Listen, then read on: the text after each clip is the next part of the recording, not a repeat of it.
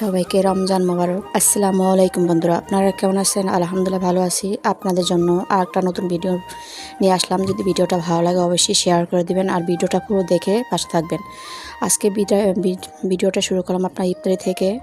আসলে সারাদিন রোজা রেখে যখন ইফতারি বা তৈরি করতে যাই তখন কতটা সময় লাগে সেটা তো আপনারা বুঝেন। অনেক সময় নিয়ে ইফতারি তৈরি করেছি, পুরো ভিডিওটা আপনাদের দেখাতে পারলাম না। সন্ধ্যায় আবার সেহরি রান্না করার জন্য চলে আসলাম। আপনার ভাইয়ার ফল নিয়ে আসছে, সেগুলি আবার আপনার ভাইয়ের জ্বর আসছে, সবাই দোয়া করবেন যাতে সুস্থ হয়ে যায়। তারপরে আমি আজকে আবার আপনার ভাইয়ের পছন্দের লাউ দিয়ে চিংড়ি মাছ দিয়ে রান্না করব। এই তো লাউ আর চিংড়ি এখন কেটে নিব। তারপরে আসলে কোনো কাজই সহজ না, সব কাজই কঠিন। এই প্ল্যাটফর্মে আসছি আজকে 3 বছর যাবৎ। আপনাদের যদি একটু ভালোবাসা থাকে তাহলে একটু ভালোবাসা দিয়ে পাশে থাকবেন, যাতে আপনার এই আপুটা একটু ভালোবাসা পায় সবার কাছ থেকে, একটু এগিয়ে যেতে পারে।